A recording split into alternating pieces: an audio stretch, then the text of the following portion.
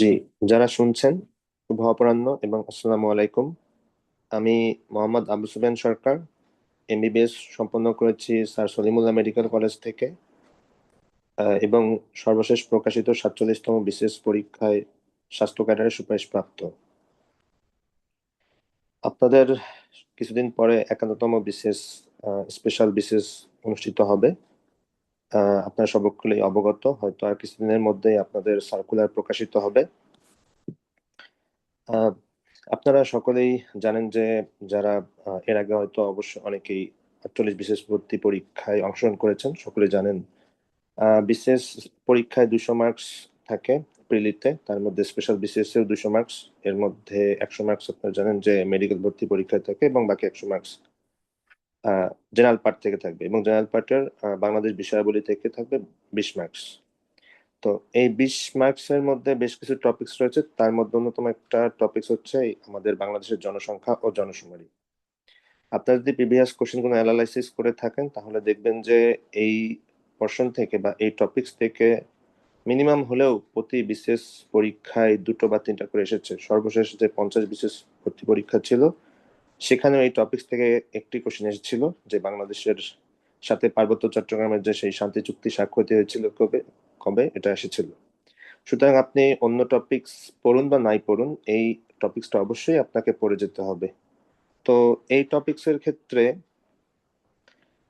আমরা হচ্ছে এই টপিকসকে আমরা যদি মোটা দাগে দুই ভাগে ভাগ করতে পারি, একটা হচ্ছে বাংলাদেশের জনসংখ্যা ও জনশুমারি, আর একটা হচ্ছে উপজাতি, জাতি, ক্ষুদ্র নৃগোষ্ঠী, যারা আমাদের দেশেরই একটা ক্ষুদ্র অংশ, যারা মূলত পার্বত্য চট্টগ্রাম বা সমতল অংশে কিছু অংশ বসবাস করে এবং সিলেট জেলায় বসবাস করে।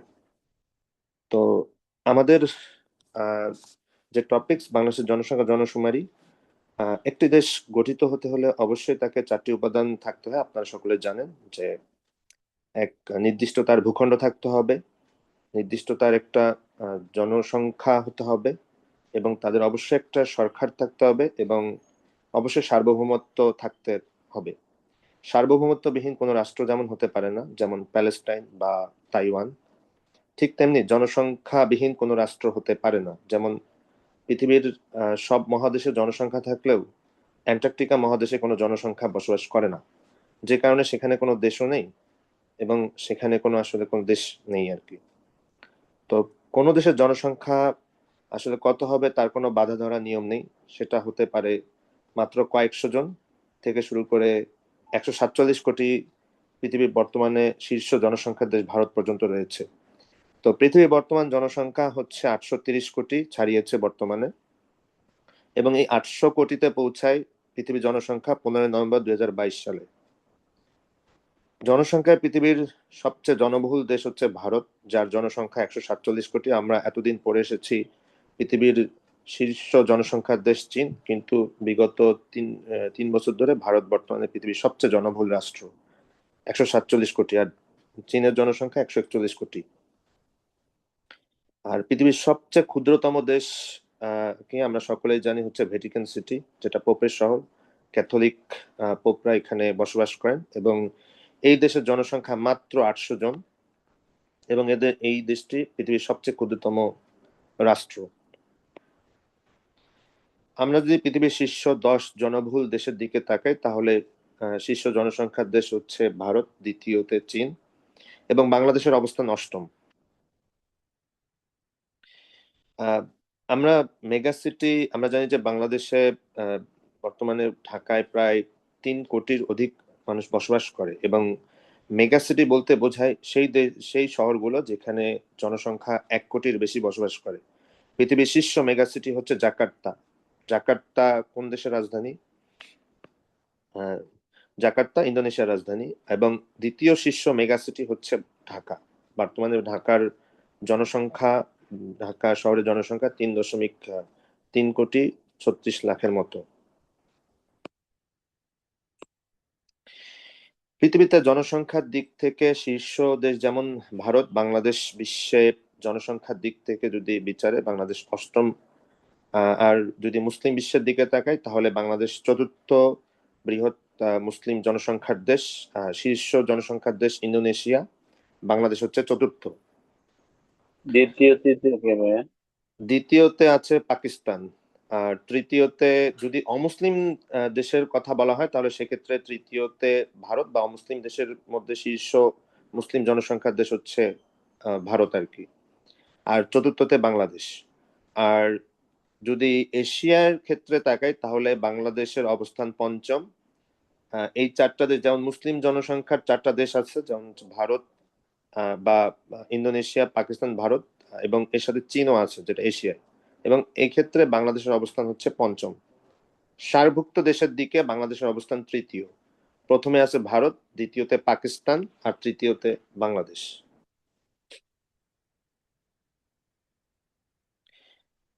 পঞ্চবার্ষিকী পরিকল্পনা এ পর্যন্ত বাংলাদেশে প্রায় 8 বার পঞ্চবার্ষিকী পরিকল্পনা নেওয়া হয়েছে। প্রথমবার পঞ্চবার্ষিকী পরিকল্পনা নেওয়া হয় 1973 থেকে 78 সালে।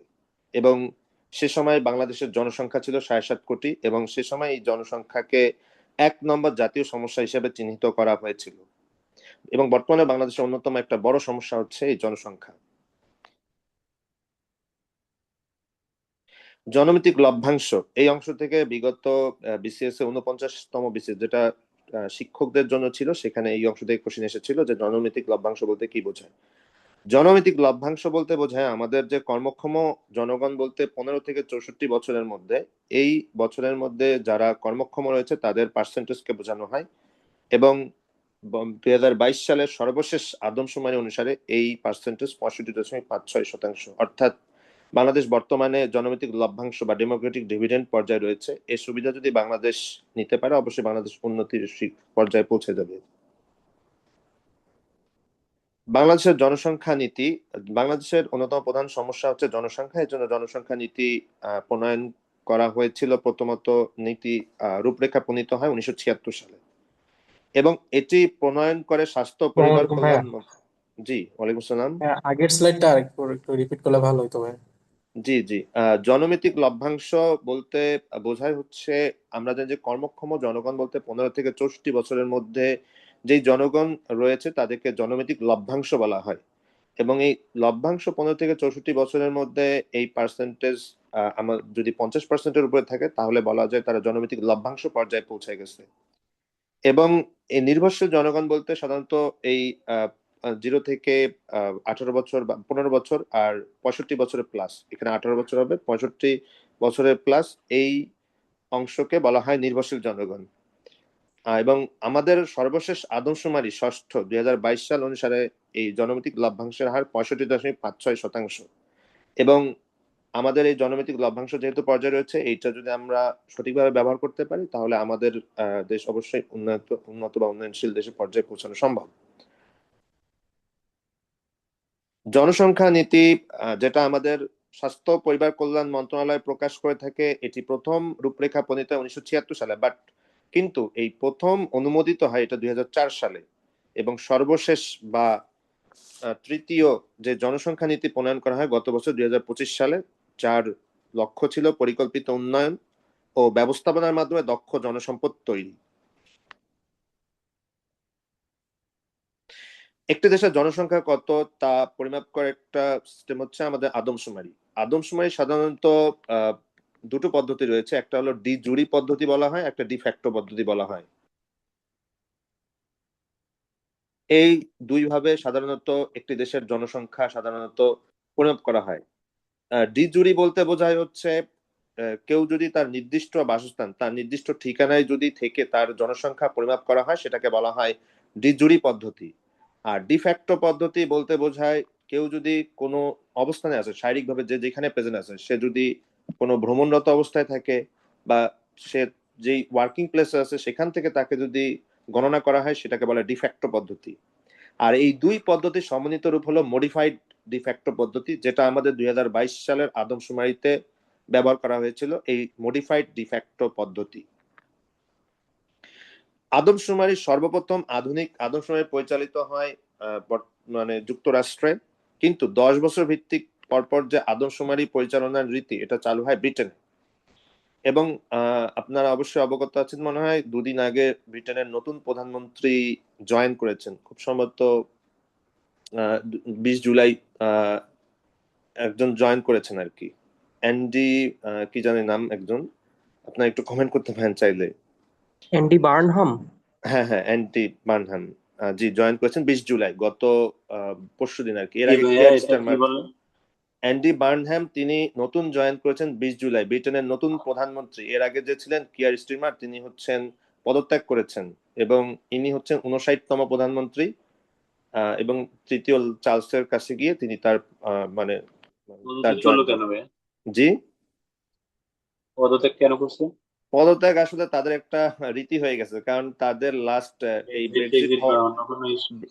ব্রেক্সিট হওয়ার পর তাদের বেশ কিছু মানে বেশ কয়েক 5-6 জন প্রধানমন্ত্রী এ পর্যন্ত পদত্যাগ করেছেন। এর আগে ঋষি সুনাক, তারপর আর এর আগে যে একজন টেরেসা মে, এরকম বেশ কয়েকজন পদত্যাগ করেছেন। আসলে তাদের এটা বার্নহাম ভাইয়া কোন দলের? লেবার পার্টি, তিনি লেবার পার্টির আর কি। মানে যে পদত্যাগ করছে ওনার দলেরই? এটা ঠিক বলতে পারছি না, তিনি এর আগে যিনি আছেন, বাট নতুন যে ইয়ে করছেন তিনি লেবার পার্টির। আচ্ছা এমডি বার্নহাম, আচ্ছা। আচ্ছা।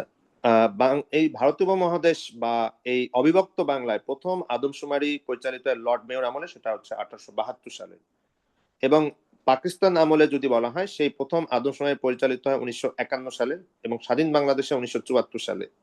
সে সময় বাংলাদেশের প্রথম আদমশুমারি, স্বাধীন বাংলাদেশে আদমশুমারি অনুসারে বাংলাদেশের জনসংখ্যা ছিল 7.5 কোটির কিছু বেশি। আর সর্বশেষ যে 2022 সালে আদমশুমারি অনুষ্ঠিত হয়, যেটা ষষ্ঠ জনশুমারি, এর আগে সবগুলো ছিল আদমশুমারি নামে। এই প্রথম বাংলাদেশের আদমশুমারির নামটা জনশুমারি বা গৃহ গণনা নামকরণ করা হয়। এটা পরিচালিত হয়েছিল 2022 সালের 15 থেকে 21 জুন।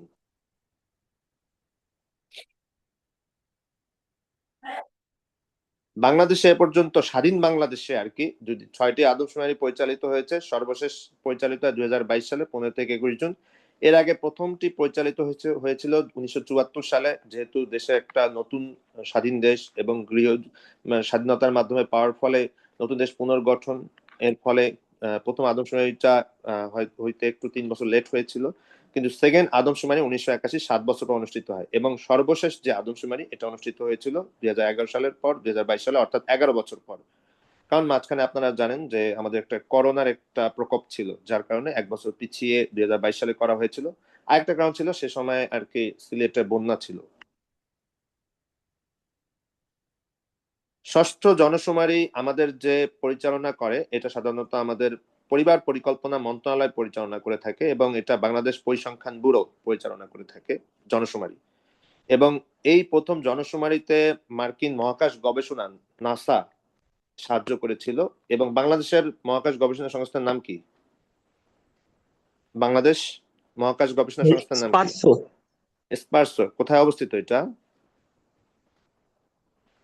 স্পারসো কোথায় অবস্থিত? এটা আগারগাঁওয়ে অবস্থিত। এর সাথে অবশ্যই একটার সাথে রিলিভেন্ট জিকে অবশ্যই পড়ে নেওয়া উচিত। যেমন স্পারসো মার্কিন গবেষণা সংস্থা নাসা, বাংলাদেশ এটা স্পারসো। এবং স্পারসো 1980 সালে প্রতিষ্ঠিত। এটা কোন মন্ত্রণালয়ের অধীনে স্পারসো? প্রতিরক্ষা মন্ত্রণালয়। প্রতিরক্ষা মন্ত্রণালয়ের অধীনে। জি। আর বাংলাদেশ যে তাহলে বাংলাদেশ পরিসংখ্যান ব্যুরো, এটা পরিকল্পনা মন্ত্রণালয়ের অধীনে। আচ্ছা, তাহলে ষষ্ঠ জনশুমারিতে প্রথমবারের মতো অন্তর্ভুক্ত করা তৃতীয় লিঙ্গ এবং প্রবাসীদের। এর আগে তাদের অন্তর্ভুক্ত করা ছিল না।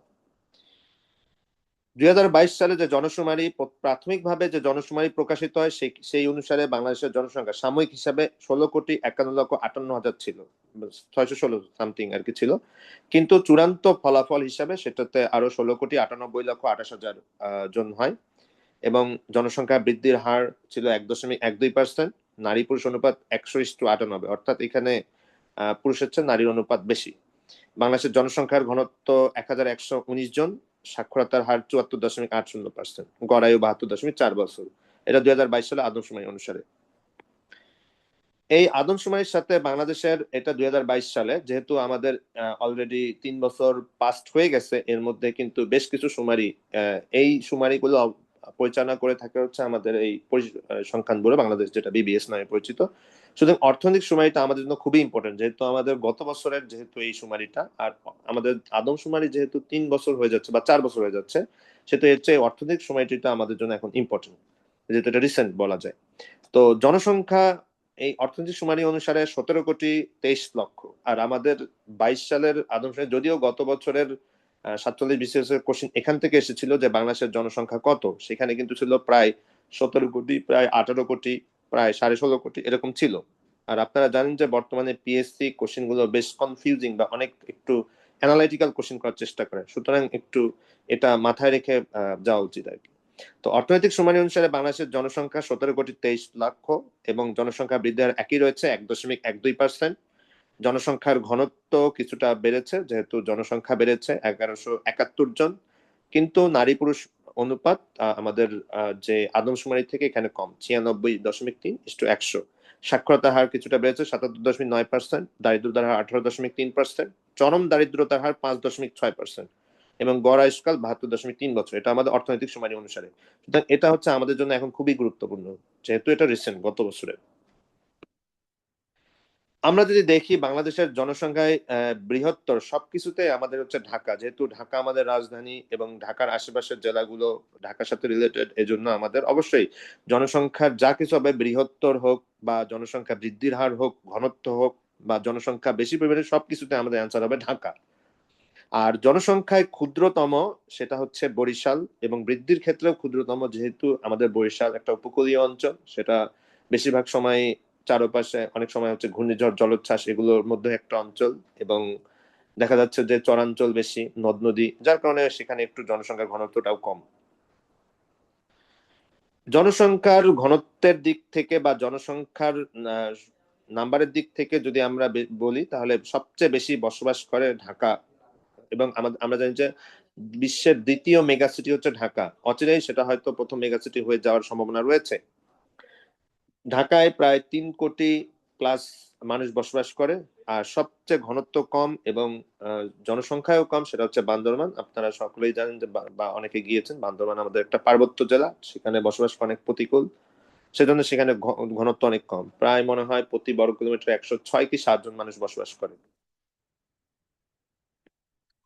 এবং বাংলাদেশের সবচেয়ে পূর্বের জেলা কোনটা? পঞ্চগড়। পূর্ব, পূর্ব বলছি, পূর্ব। পঞ্চগড় তো উত্তর। বাংলাদেশের বান্দরবান। আর যদি সবচেয়ে পূর্বের স্থান বা উপজেলা বলা হয় কোনটা? সবচেয়ে পূর্বের উপজেলা? না, এই যে দেখেন থানচি, থানচি, এই যে এটা হলো সবচেয়ে পূর্বের। হ্যাঁ, আখাইনটা হচ্ছে সবচেয়ে পূর্বের স্থান, আর থানচি হচ্ছে সবচেয়ে পূর্বের উপজেলা। সুতরাং এই বান্দরবান হচ্ছে আমাদের সবচেয়ে পূর্বের জেলা। আর সবচেয়ে পশ্চিমের জেলা কোনটা? চাঁপাইনবাবগঞ্জ। চাঁপাইনবাবগঞ্জ। আর স্থান যদি বলা হয়? মনকষা। মনাকষা, রাইট। আচ্ছা, সাক্ষরতার হার। সাক্ষরতার হারের ক্ষেত্রে এটা 2022 সালের আদমশুমারি অনুসারে 74.80%, এবং এটা 7+ বছর যারা লিখতে পড়তে জানে তাদেরকে সাক্ষরতার হারে অন্তর্ভুক্ত করা হয়েছে। এবং সাক্ষরতার হারের শীর্ষ বিভাগ ঢাকা এবং সর্বনিম্ন বিভাগ হচ্ছে ময়মনসিংহ। আর জেলা যদি বলা হয় পিরোজপুর, আর সর্বনিম্ন জেলা হচ্ছে জামালপুর। পিরোজপুর কোন বিভাগের অন্তর্গত? বরিশাল বিভাগ। বরিশাল বিভাগ। আর জামালপুর? ময়মনসিংহ। ময়মনসিংহ। ময়মনসিংহ, ময়মনসিংহ, রাইট। তাহলে বাংলাদেশের সবচেয়ে ক্ষুদ্রতম বিভাগ কোনটা? বাংলাদেশের সবচেয়ে ক্ষুদ্রতম বিভাগ কোনটা? ময়মনসিংহ। সিলেট ময়মনসিংহ। বিভাগ। ময়মনসিংহ, ময়মনসিংহ, রাইট। ময়মনসিংহ। সবচেয়ে ক্ষুদ্রতম বিভাগ এবং সবচেয়ে যেটা, এবং বাংলাদেশের সবচেয়ে কম জেলা রয়েছে দুটো বিভাগে, একটা হচ্ছে সিলেট এবং একটা ময়মনসিংহ, 4টা করে জেলা রয়েছে। আর রিসেন্ট কিন্তু এই বছরে সর্বশেষ সিটি কর্পোরেশন কোনটা হয়েছে, এটা তো আপনাদের এগুলো অবশ্যই আপডেটেড থাকতে হবে এই ব্যাপারগুলো। রিসেন্ট যে আচ্ছা সর্বশেষ ময়মনসিংহ। না না, সর্বশেষ সিটি কুমিল্লা। কর্পোরেশন কোনটা? বগুড়া। বগুড়া। বগুড়া হয়েছে মে মাসে ঘোষণা করা হয়েছে, তারেক রহমানের জেলা, সেটা তো অবশ্যই ওটাই সিটি কর্পোরেশন হবে। এবং যে আপডেটেড নিউজ, যে সর্বশেষ কিন্তু বাংলাদেশের 3টা উপজেলা ঘোষণা করা হয়েছে। তাহলে বর্তমানে উপজেলার সংখ্যা কয়টা? 500টা। 503টা। গত ইয়াতে 5টা করা হয়েছে, এর আগে 5টা করা হয়েছিল, নতুন আরো 3টা করা হয়েছে কুমিল্লা আর চট্টগ্রামে। এখন বর্তমানে 503টা। এই আপডেটেড নিউজগুলো অবশ্যই আপনাদেরকে মাথায় রাখতে হবে, যেটা হচ্ছে ঘটে যাচ্ছে বিসিএস এর জন্য এটা খুবই ইম্পর্টেন্ট। এবং পিএসসি বেশিরভাগ ক্ষেত্রে এই আপনাদের এই কোশ্চেন গুলো দিয়ে থাকে, আপডেটেড যেগুলা। আচ্ছা, নিপোর্ট, যেটা আমাদের national institute of population research and training centre, যেটা আমাদের পরিবার এবং স্বাস্থ্য কল্যাণ মন্ত্রণালয়, যেটা অবশ্যই স্বাস্থ্য ও পরিবার কল্যাণ মন্ত্রণালয়ের অধীনে, সেটা অবশ্যই আমাদেরকে একদম মাথায় রেখে যেতে হবে। এবং এটা কোথায় অবস্থিত? আজিমপুরে। হয়তো আপনারা দেখেছেন, যদি ওই পাশে যান, আজিমপুরের সাইডে বা কলোনির পাশে দেখবেন উপরেই লেখা আছে যে এটা নিপোর্ট। এটা 77 সালে প্রতিষ্ঠিত হয় এবং তারা জনসংখ্যা নিয়ে গবেষণা এবং প্রশিক্ষণ দিয়ে থাকে। কিন্তু বিবিএস তাহলে কোন মন্ত্রণালয়ের অধীনে? বাংলাদেশ পরিসংখ্যান ব্যুরো। বাংলাদেশ পরিসংখ্যান ব্যুরো কোন মন্ত্রণালয়ের অধীনে? পরিবার পরিকল্পনা। না না, একটু আগেই দেখাইছি। বাংলাদেশ পরিসংখ্যান ব্যুরো হচ্ছে আপনার পরিকল্পনা, পরিবার কল্যাণ না, পরিকল্পনা মন্ত্রণালয়ের অধীনে। বাংলাদেশ পরিকল্পনা মন্ত্রণালয়ের অধীনে। আর এটা হলো স্বাস্থ্য পরিবার কল্যাণ মন্ত্রণালয়, এটা হচ্ছে আপনার নিপোর্ট। এনপিসি, ন্যাশনাল পপুলেশন কাউন্সিল, যেটা জনসংখ্যা পরিষদ, এর প্রধান হচ্ছে মাননীয় প্রধানমন্ত্রী। আর বৈশ্বিকভাবে জাতিসংঘ কেন্দ্রিক যে জনসংখ্যা বা প্রজনন বা এসব নিয়ে কাজ করে, পরিবার পরিকল্পনা নিয়ে কাজ করে, সেটা হচ্ছে UNFPA, United nation population fund, যেটা অবস্থিত নিউ ইয়র্কে অবস্থিত। এটা নিউ ইয়র্ক, যুক্তরাষ্ট্রের নিউ ইয়র্কে অবস্থিত, এবং এটি প্রতিষ্ঠিত 1969 সালে। কিন্তু বাংলাদেশে কার্যক্রম শুরু করে 1974 সাল থেকে। এটা বাংলাদেশে 1974 সাল থেকে কার্যক্রম শুরু করে, এবং তাদের প্রধান কাজ হচ্ছে প্রজনন বিষয়ক বা পরিবার পরিকল্পনা বিষয়ক, জনসংখ্যা বিষয়ক নিয়ে তারা মেইনলি কাজ করে থাকে, এবং এটা একটা অন্যতম গুরুত্বপূর্ণ সংগঠন। তাহলে বর্তমানে পৃথিবীর জনসংখ্যা কত বলতে পারেন? 800 কোটি। 830 কোটি প্লাস। আচ্ছা, তাহলে জনসংখ্যার দিক থেকে শীর্ষ দেশ কোনটা বর্তমানে? ভারত 147 বাংলাদেশ কত নাম্বারে রয়েছে? বাংলাদেশ অষ্টম। অষ্টম। জি। আর ইয়ের দিক থেকে কত? মুসলিম দেশের মধ্য থেকে চতুর্থ। চতুর্থ। আর অমুসলিম দেশের দিক থেকে শীর্ষ দেশ কোনটা? অমুসলিম দেশের মধ্যে কোন চায়না, দেশটা চায়না। না না, আমি অমুসলিম বলছি। অমুসলিম দেশের মধ্য থেকে যে মুসলিম জনসংখ্যার শীর্ষ দেশ, যেটা অমুসলিম দেশ, সেটা হচ্ছে ভারত। রাইট, ভারত। জি। আচ্ছা, Bangladesh bureau of statistics, BBS, যারা হচ্ছে বিভিন্ন শুমারি বা পরিসংখ্যান করে থাকে, মূলত তার 3টা শুমারি পরিচালনা করে থাকে। একটা হলো কৃষি শুমারি, একটা আদম শুমারি, একটা অর্থনৈতিক শুমারি, যেটা পরিচালনা করে থাকে। তো এটা আমাদের আগারগাঁওয়ে অবস্থিত, পিএসসি পাশে অবস্থিত। দেখবেন পিএসসি পাশে এটা অবস্থিত, এবং এটা প্রতিষ্ঠিত হয় 1974 সালে। এটা আমাদের পরিকল্পনা মন্ত্রণালয়ের অধীনে। আগারগাঁওই আমাদের বেশিরভাগ সদর দপ্তর গুলো অবস্থিত। দেখবেন ওখানেই আমাদের পিএসসি, ওখানেই আমাদের এই বিবিএস, বা ওখানেই আমাদের এই যে স্পার্সো বলেন, নির্বাচন অফিস বলেন, এগুলো বেশিরভাগ হচ্ছে আগারগাঁও, বা আমাদের যতগুলো ইনস্টিটিউট আছে বেশিরভাগ ওখানেই অবস্থিত। আমাদের পরিসংখ্যান দিবস পালন করা হয় 27 ফেব্রুয়ারি। অবশ্যই দিবসগুলো ইম্পর্টেন্ট, এটাও মাথায় রাখবেন। আচ্ছা, জনসংখ্যা বিষয়ক বেশ কিছু দিবস রয়েছে, যেমন আন্তর্জাতিকভাবে জনসংখ্যা দিবস পালন করা হয় 11 জুলাই, যেটা এই বছরে চলে গিয়েছে 11 জুলাই গত। এবং জাতীয় জনসংখ্যা দিবস, এটা কোশ্চেন এসেছিল বিগত বিশেষ পরীক্ষা, খুব সম্ভবত 42 বিশেষ পরীক্ষা এসেছিল স্পেশালে, যে জাতীয় জনসংখ্যা দিবস কবে। এটা কবে? 2রা ফেব্রুয়ারি। আর আন্তর্জাতিকভাবে আদিবাসী দিবস পালন করা হয় কবে? 9 আগস্ট। 9 আগস্ট আরেকটা কি দিবস আমাদের বৈশ্বিকভাবে পালন করা হয়, জানা আছে? 9 আগস্ট জাপানের কি দিবস? জাপানে যে হিরোশিমা নাগাসাকিতে যে বোমা ফেলা হয়েছিল, সেটা হচ্ছে হিরোশিমাতে কবে ফেলা হয়? 6 আগস্ট। আর নাগাসাকিতে এই 9 আগস্টে ফেলা হয়। এবং নাগাসাকিতে যেই বোমা ফেলা হয়, সেটা নাম কি ছিল বলতে পারেন? Little boy. Little boy fat man ছিল, ফ্যাটম্যান। আর লিটল বয় হচ্ছে হিরোশিমাতে। আচ্ছা, এরপরেই আসলে জাপান আত্মসমর্পণ করে 2রা সেপ্টেম্বরে 1945 সালে আত্মসমর্পণ করে আর কি, সর্বশেষ। এবং এর নির্দেশদাতা কে ছিলেন সে সময়? মার্কিন প্রেসিডেন্ট কে ছিলেন বলতে পারেন কেউ? রুজভেল্ট। না না না, হেনরি ট্রুম্যান। রুজভেল্ট ও তো তার আগে ট্রুম্যান, হ্যাঁ। মারা গিয়েছিলেন। এবং একমাত্র রুজভেল্টই হচ্ছে মার্কিন যুক্তরাষ্ট্রের প্রেসিডেন্ট যে 4 বার নির্বাচিত হয়েছিল। বর্তমানে যে ডোনাল্ড ট্রাম্প, তিনি কততম প্রেসিডেন্ট মার্কিন? 57তম। না না, 57 না, 47তম। 47। আচ্ছা, তো যাই হোক, এটা হচ্ছে বাংলাদেশের মানে জনসংখ্যা এবং জনশুমারি এই পর্যন্ত। এবং জনসংখ্যা জনশুমারি থেকে এখান থেকে সাধারণত বিশেষ একটা কোশ্চেন এসে থাকে। এরপর নেক্সট একটা পার্ট যেটা হচ্ছে বাংলাদেশের জাতি উপজাতি ক্ষুদ্র নৃগোষ্ঠী যারা আমাদের দেশের একটা অংশ। আমাদের দেশের জনশুমারি অনুসারে 99% হচ্ছে বাঙালি, আমরা বাংলা ভাষাভাষী বাঙালি। মাত্র 1% হচ্ছে জাতি উপজাতি এবং ক্ষুদ্র নৃগোষ্ঠী, যারা বেশিরভাগ সংখ্যক এই পার্বত্য জেলার 3 জেলায় এবং উত্তরবঙ্গে কিছু অংশ, সিলেট অঞ্চলে এবং ময়মনসিংহ রিজনে, এই 4টা রিজনে বেশিরভাগ অংশ বসবাস করে। আরেকটা ক্ষুদ্র অংশ বসবাস করে পটুয়াখালী বা বরগুনা জেলার ওই সাইডে বসবাস করে, কক্সবাজার এগুলোতে বসবাস করে। তো আমাদের উপজাতিদের সম্পর্কে সংবিধানে বলা হয়েছে, সংবিধানের 23-এর ক নং অনুচ্ছেদে বলা হয়েছে, 23-এর ক নং অনুচ্ছেদে আমাদের উপজাতি ক্ষুদ্র জাতিসত্তা নৃগোষ্ঠী সম্প্রদায় সংস্কৃতি সম্পর্কে বলা হয়েছে। সাধারণত আদিবাসী কথাটি নেই। আদিবাসী কথাটি না থাকলে অন্যান্য কথাগুলো রয়েছে। আদিবাসী কথাটি নেই কেন? আদিবাসী বিষয়টি আসলে বোঝায় সেই জনগোষ্ঠীকে বোঝায় যারা ওই অঞ্চলে সেই সহস্র বছর ধরে বসবাস বা অনেক বছর ধরে বসবাস করছে এবং ওইখানে তাদের উৎপত্তি, ওইখানেই তারা বসবাস করছে, তাদেরকে আদিবাসী বলা হয়। তো ক্ষুদ্র জাতিসত্তা উপজাতি নৃগোষ্ঠী সম্প্রদায় সংস্কৃতি সম্পর্কে বলা হয়েছে। আমাদের সংবিধানে এ পর্যন্ত কয়বার সংশোধনী হয়েছে? সংবিধানে 17 বার 17 বার। 17বার সংশোধনী হয়েছে এবং সম্প্রতি আমাদের কোন সংশোধনীটা বাতিল করা হয়েছে সংবিধানের? পঞ্চদশ সংশোধনী বাতিল করা হয়েছে, রাইট।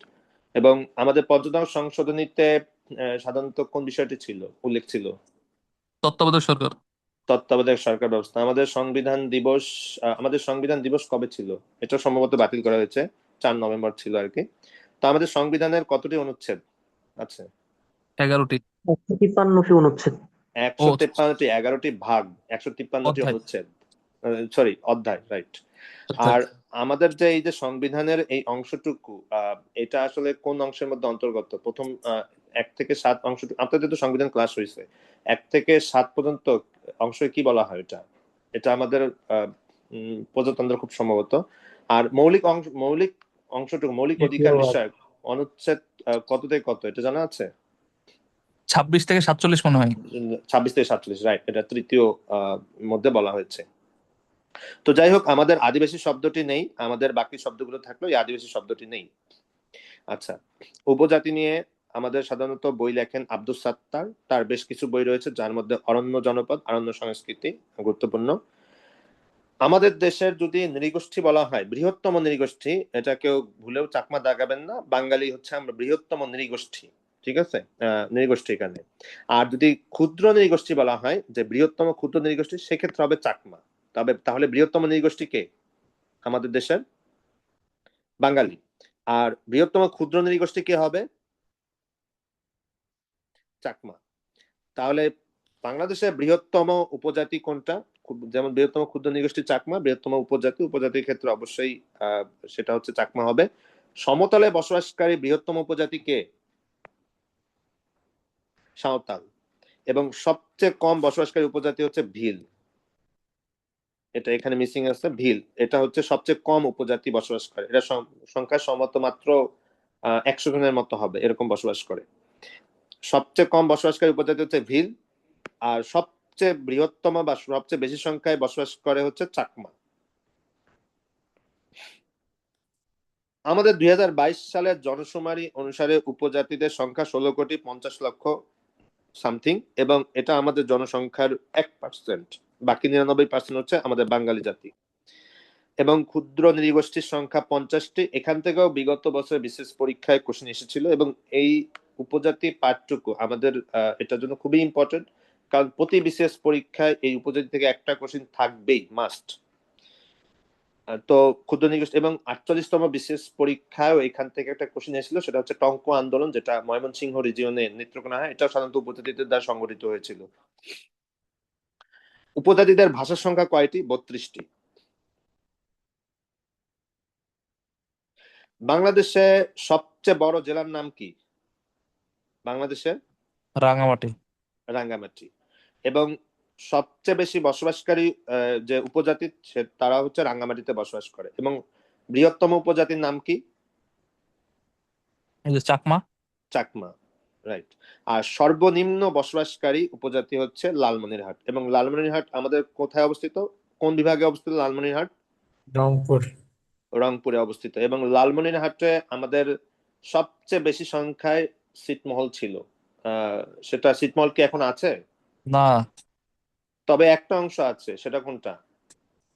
লালমনিরহাটের নাম কি বলতে পারেন? 3 বিঘা করিডোর।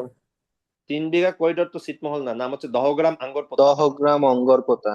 ওই 3 বিঘা করিডোর হচ্ছে ওই দহগ্রাম আঙ্গরপোতা, যেহেতু ভারতের অংশে পড়ে গেছে সেহেতু ওখানে কানেকশনের জন্য 3 বিঘা করিডোর বাংলাদেশকে দেওয়া হয়েছে, যার বিনিময়ে বাংলাদেশ হচ্ছে ভারতকে বেরুবারি একটা মানে ছিটমহল দিয়ে দিয়েছিল, যার বিনিময়ে তার 3 বিঘা করিডোর দিয়েছিল আর কি। তো এটা হচ্ছে কোন নদীর তীরে বলতে পারেন, এই যে দহগ্রাম আঙ্গরপোতা? বাংলাদেশে বর্তমানে ভারতের সাথে একটা নদী নিয়ে বেশ ঝামেলা হচ্ছে মহাপরিকল্পনা, তিস্তা সেটা কোন? তিস্তা তিস্তা। তিস্তা। এই তিস্তা নদীর তীরে অবস্থিত, এবং তিস্তা রিলেটেড হচ্ছে বাংলাদেশের সবচেয়ে বড় ব্যারেজ কোথায় অবস্থিত বাংলাদেশের? এই তিস্তা ব্যারেজ। তিস্তা ব্যারেজ হচ্ছে বাংলাদেশের সবচেয়ে বড় ব্যারেজ আর কি। ব্যারেজ আর বাঁধের মধ্যে কিন্তু পার্থক্য আছে। বাংলাদেশে ব্যারেজ বললে কিন্তু তিস্তা, বাঁধ কিন্তু কাপ্তাই, ঠিক আছে? আর বাংলাদেশের সম্প্রতি একটা ব্যারেজ নির্মাণ করতে যাচ্ছে বর্তমান সরকার, সেটার নাম কি? পদ্মা ব্যারেজ। পদ্মা ব্যারেজ। এবং এটা কোথায় অবস্থিত বলতে পারেন? রাজবাড়ী।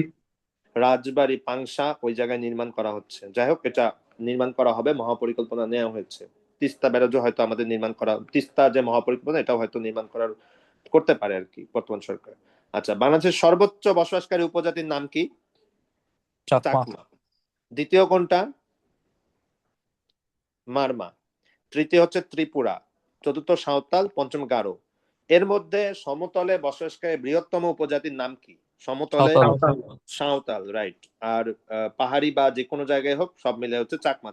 চাকমা জনগোষ্ঠী প্রায় 4,50,000 প্লাস এরকম জনগোষ্ঠী বসবাসকারী, এবং চাকমা সবচেয়ে বেশি বসবাসকারী কোন জেলায়? বান্দরবন। বান্দরবানে। এখন আসেন যে আমাদের পার্বত্য জেলায়, আমাদের সম্পূর্ণ দেশে যদি জনসংখ্যা মানে ক্ষুদ্র নৃগোষ্ঠীর সংখ্যা 50 হলেও পার্বত্য চট্টগ্রামে বসবাসকারী মাত্র 11 থেকে 13, কোন জায়গায় 11 লেখা আছে, কোন জায়গায় 12, কোন জায়গায় 13 লেখা আছে। তো সবচেয়ে বেশি বসবাস করে এই পার্বত্য চট্টগ্রামের 11টি মাত্র বসবাস করে, যদিও বাংলাদেশের সর্বমোট মানে নৃগোষ্ঠীর সংখ্যা 50টি, সবাই মনে করে যে বেশিরভাগ হয়তো পার্বত্য চট্টগ্রাম, কিন্তু না, বাংলাদেশে মাত্র 11 কি 13টি বসবাস করে। তাদের বেশিরভাগই হচ্ছে খাগড়াছড়ি, এই রাঙ্গামাটি এবং বান্দরবান, এই 3 জেলায় বসবাস করে। তো 3 জেলায় বসবাসকারী বেশ কয়েকটি উপজাতি রয়েছে, তার মধ্যে হচ্ছে ত্রিপুরা, লুসাই, চাকমা, এই 3টা ইম্পর্টেন্ট। বাকিগুলা মনে রাখতে হবে। বনযোগী, তঞ্চঙ্গে, এখানে একটা নেমোনিক দেয়া আছে, বনের 3 ত্রিলুচা, পাংখা দেয়া আছে। তো ত্রিলুচা দ্বারা মনে রাখতে পারেন, এটা খুবই ইম্পর্টেন্ট। এগুলাই সাধারণত বেশিরভাগ আসে, যে ত্রিপুরা, ত্রিপুরা, লুতে লুচাই, আর চারটে চাকমা, ত্রিলুচা। এরা 3 পার্বত্য জেলায় বসবাস করে, খাগড়াছড়ি, রাঙ্গামাটি এবং বান্দরবান। আচ্ছা, তো আমাদের এই ময়মনসিংহ রিজিয়নে সাধারণত বেশ কিছু উপজাতি, বিশেষ করে গারো উপজাতি এবং হাজং উপজাতি, হাদুই, কোচ, এই 4টা উপজাতি এখানে বেশি বসবাস করে। গারো উপজাতি ময়মনসিংহ রিজিয়নে বসবাস করে। ময়মনসিংহ রিজিয়নের সাথে ভারতে একটি রাজ্যের সংযোগ আছে, সেটা কোন রাজ্য বলতে পারেন? মিজোরাম নাকি? না না, মিজোরামের সাথে তো পার্বত্য চট্টগ্রামের। মেঘালয়। মেঘালয়। মেঘালয়। এবং মেঘালয়, আপনারা জানেন যে মেঘালয় একটা পাহাড় রয়েছে, সেটার নাম কি? বাংলাদেশেও সেই পাহাড় রয়েছে, সেই কোন পাহাড়? তাজিংডং। না না, তাজিংডং তো বাংলাদেশের, আমি বলছি মেঘালয়ে গারো পাহাড় রয়েছে, জানেন না? গারো খাসিয়া পাহাড়, গারো জৈন্তিয়া পাহাড়, ওখান থেকে তো মেইন পাহাড়। এবং এই মেঘালয়ের সাথে আমাদের মানে ময়মনসিংহ রিজিয়নের সব জেলারই সাধারণত সীমান্ত রয়েছে, এবং এই মেঘালয়ের সাথে ওই পাশেও গারো পাহাড়, এবং মেঘালয়ের বেশিরভাগ অংশই হচ্ছে গারো এবং খাসিয়া জনগোষ্ঠী তাদের, এবং তারা বেশিরভাগই হচ্ছে খ্রিস্টান। এজন্য গারো খ্রিস্টান, হাজং হচ্ছে সনাতন হলেও গারো খ্রিস্টান আর কি।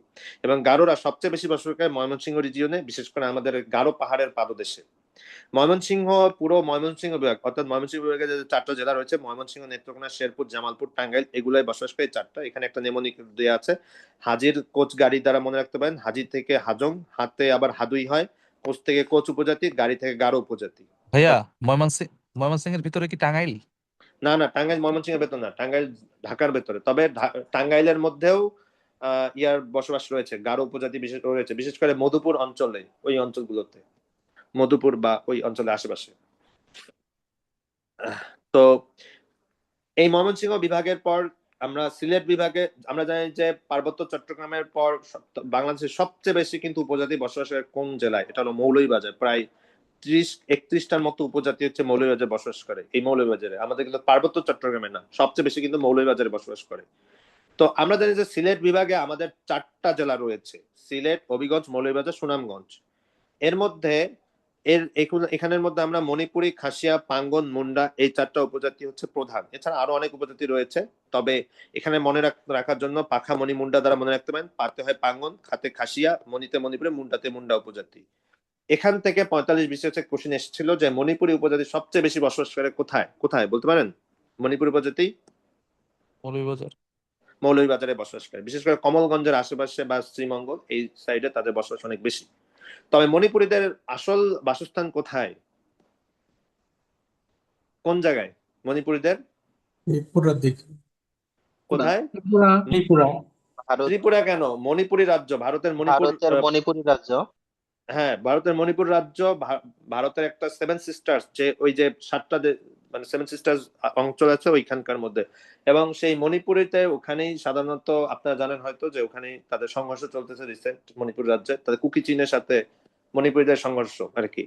কারণ মণিপুরীদের আবার সাধারণত 3টা অংশ রয়েছে। পাঙ্গন কিন্তু মণিপুরীদেরই পার্ট। মণিপুরীদের 3টা খুব সম্ভবত গোষ্ঠী রয়েছে, একটা হচ্ছে মৈতৈ মণিপুরী, একটা বিষ্ণুপ্রিয়, আর একটা হলো পাঙ্গন। এই পাঙ্গনরা হলো মুসলমান এখানে। ভাইয়া মণিপুরি ভারতের যে রাজ্য, ওটা কি বাংলাদেশের কোন বর্ডার দিয়ে? কোন বাংলাদেশের side এ? সাথে কোনো বর্ডার নাই, বাংলাদেশের সাথে মণিপুরের কোনো বর্ডার নাই। মণিপুরের সাথে বাংলাদেশের সাথে এখানে আসাম এই সাইডে, সিলেটের সাথে আছে আসাম আর ত্রিপুরা, মণিপুরের নাই। বাট মণিপুর রাজ্যে কিন্তু ওখানেই হচ্ছে আপনাদের ওই বরাক নদী আছে, ওখানেই বাঁধ নির্মাণ করা হচ্ছে, এটা কিন্তু মণিপুর রাজ্যে। যাই হোক, তো এই মণিপুরীরা সাধারণত ওই অঞ্চলের বাসিন্দা বেশিরভাগ আর কি। সাঁওতাল সমতলে বসবাসকারী সবচেয়ে বৃহত্তম উপজাতি হচ্ছে সাঁওতাল, যারা বেশিরভাগই অঞ্চল সংখ্যায় বসবাস করে সম্পূর্ণ রংপুর এবং রাজশাহী বিভাগের। বিশেষ করে তারা সবচেয়ে বেশি সংখ্যায় বসবাস করে দিনাজপুরে, এবং তাছাড়া রংপুর, বগুড়া, রাজশাহী, নাটোর এগুলোতেও বসবাস রয়েছে। আপনারা অবশ্যই ভারতের প্রেসিডেন্টের নাম জানেন? ভারতের প্রেসিডেন্টের নাম বর্তমানে কি জানেন? বলতে পারেন? এগুলো তো অবশ্যই জানতে হবে। ভারতের বর্তমান প্রেসিডেন্ট একজন নারী প্রেসিডেন্ট, তার নাম হচ্ছে দ্রৌপদী মুর্মু। তিনি কিন্তু সাঁওতাল, বুঝতে পারছেন? এবং সাঁওতালদের তিনি দ্রৌপদী মুর্মু, এবং তিনি ভারতের 15তম প্রেসিডেন্ট এবং প্রথম নারী প্রেসিডেন্ট। দ্বিতীয় প্রেসিডেন্ট। এর আগে ছিলেন প্রতিভা পাতিল ছিল, তিনি হলেন দ্বিতীয় ভারতের নারী প্রেসিডেন্ট। আচ্ছা, তিনি 15তম এবং তিনি সাঁওতাল একজন বাসিন্দা। এবং সাঁওতালরা সবচেয়ে বেশি বসবাস করে কোন রাজ্যে? এটা জানা আছে আপনাদের? ভারতের ঝাড়খণ্ড নামে একটা জেলা মানে রাজ্য আছে, সেখানে সাঁওতাল পরগনা আছে, ওইখানেই তাদের বসবাস সবচেয়ে বেশি। এবং এরপর তারা হলো বিহার, পশ্চিমবঙ্গ এবং বাংলাদেশে ছড়িয়ে পড়েছে। তাহলে সাঁওতাল একজন সাঁওতাল উপজাতির একজন, সে একটি দেশের প্রেসিডেন্ট। সেটা কোন দেশের? ভারত। ভারত। নাম কি? ত্রিপদী মুর্মু। দ্রৌপদী মুর্মু। তিনি হচ্ছেন সাঁওতাল, ভারতের প্রেসিডেন্ট, বর্তমান প্রেসিডেন্ট। আচ্ছা, ভারতে বর্তমানে একটা আন্দোলন হচ্ছে, কে আন্দোলনের ডাক দিয়েছে বা কি নাম কি? কোন সংগঠন? ককরোচ জনতা পার্টি। তারা অলরেডি সংসদ ভবন এলাকা ঘিরে ফেলেছে। হয়তো আমরাও আশা করি তাদের মধ্যেও যেন হচ্ছে আমাদের মতো একটা দেখা যায় নাকি। আচ্ছা, তো আমাদের সাবেক প্রেসিডেন্ট মানে প্রধানমন্ত্রী, তিনি তো বর্তমানে ভারতেই অবস্থান করছেন। যাই হোক, তো রংপুরে সাধারণত রাজবংশী উপজাতিরা রংপুরে বেশি সংখ্যায় বসবাস করে। রংপুরে 3টি উপজাতি আরো বসবাস রয়েছে, তবে এই 3টি প্রধানত বসবাস করে। একটা সাঁওতাল, রাজবংশী এবং ওরাও। এটাকে আমরা সংক্ষেপে সারাও দ্বারা মনে রাখতে পারি। রংপুরকে সারাও এটাই মনে রাখতে পারি। সাথে সাঁওতাল, রাতে রাজবংশী এবং ওতে ওরাও। সাঁওতালরা সবচেয়ে বেশি সংখ্যায় কোথায় বসবাস করে? কোন জেলায়? দিনাজপুরে বসবাস করে। এবং দিনাজপুর ঠিক মানে পশ্চিমবঙ্গে বাংলাদেশে একমাত্র জেলা রয়েছে যেটার নামে 2টো জেলা রয়েছে। সেটার নাম কি? আহ, ভারতের মধ্যে দুটো দিনাজপুর রয়েছে, বাংলাদেশে একটা, উত্তর আর দক্ষিণ দিনাজপুর, আর বাংলাদেশে হচ্ছে দিনাজপুর এই অংশটুকু। আচ্ছা, তাহলে বাংলাদেশের উপজাতিদের মধ্যে রাখাইন উপজাতি, তারা বেশিরভাগ সংখ্যায় বসবাস করে উপকূলীয় জেলাগুলোতে, বিশেষ করে কক্সবাজার একটা উপকূলীয় জেলা, পটুয়াখালী, বরগুনা। বরগুনা কোন বিভাগের অন্তর্গত বাংলাদেশের? বরিশাল। বরিশাল। বরিশাল। পটুয়াখালী, বরগুনা এটা হলো বরিশাল, কক্সবাজার হচ্ছে চিটাগং। এবং রাখাইনরা ভারতে, মানে সরি, রাখাইন নামে একটা দেশের প্রদেশ রয়েছে, সেটা কোন দেশ সকলেরই জানা? মায়ানমার। মায়ানমার। মায়ানমার। ওখানেই বর্তমানে মায়ানমারের সাথে সংঘর্ষ চলছে কার? আরাকান আর্মি এবং মায়ানমারের যে বার্মিস বর্তমান যে সরকার প্রধান রয়েছে তাদের মধ্যে সংঘর্ষ চলছে। এবং ওখান থেকেই আমাদের দেশে উদ্বাস্তু হয়ে পালিয়ে এসেছে কারা? রোহিঙ্গারা, তাই না? প্রায় 13 লক্ষের মতো রোহিঙ্গা কক্সবাজার অবস্থান করছে। কোন একটা শরণার্থী শিবির, নাম কি বলতে পারেন? কুতুপালং, ওই জায়গায় উখিয়া কুতুপালং এই জায়গায় অবস্থান করছে এই আরাকান আর্মি বা সংঘর্ষের ফলে এই জায়গায়। তো রাখাইনরা জাতিতে সাধারণত, রাখাইন রাজ্য সেহেতু ওরা বৌদ্ধ, সুতরাং রাখাইনরাও সাধারণত ধর্মের দিক থেকে বৌদ্ধ হয়ে থাকে। বাওয়ালি সাধারণত যারা গোলপাতা সংগ্রহ করে, মৌয়ালি সাধারণত মৌমাছি থেকে মৌচাক সংগ্রহ করে থাকে। সুতরাং আমরা বুঝতেই পারতেছি মৌয়ালি তাহলে কোথায় থাকবে? এটা অবশ্যই সুন্দরবনে থাকবে। এবং আমরা জানি যে গোলপাতা বা মধু সংগ্রহ বাংলাদেশে কোথায় হয় বেশি? সুন্দরবনে হয়ে থাকে বেশি, এবং এরা সুন্দরবনে বসবাস করে। বান্দরবানে বসবাসকারী বেশ কিছু উপজাতি রয়েছে। এখানে মারমা উপজাতি হবে। মারমা সাধারণত, মগরা সাধারণত দুই প্রকার হয়ে থাকে। যারা পাহাড়ে বসবাস করে তাদেরকে বলা হয় মারমা, আর যারা সমতলে বসবাস করে তাদেরকে বলা হয় রাখাইন। সেম উপজাতি ওরাই, কিন্তু যারা পাহাড়ে মারমা বলা হয়, আর সমতলে এই যে কক্সবাজার, বরগুনা বা পটুয়াখালী এদেরকে বলা হয় রাখাইন। সেম কিন্তু। মারমা, মুরং, খুমি, চাক, খিয়াং এই উপজাতিগুলো হচ্ছে বান্দরবান জেলায় বসবাস করে। উপজাতিদের ভাষা, সম্প্রতি 49 বিশেষ পরীক্ষা এখান থেকে এসেছিল যে সাঁওতাল উপজাতিদের ভাষা কোনটা? এটা হচ্ছে অস্ট্রিক।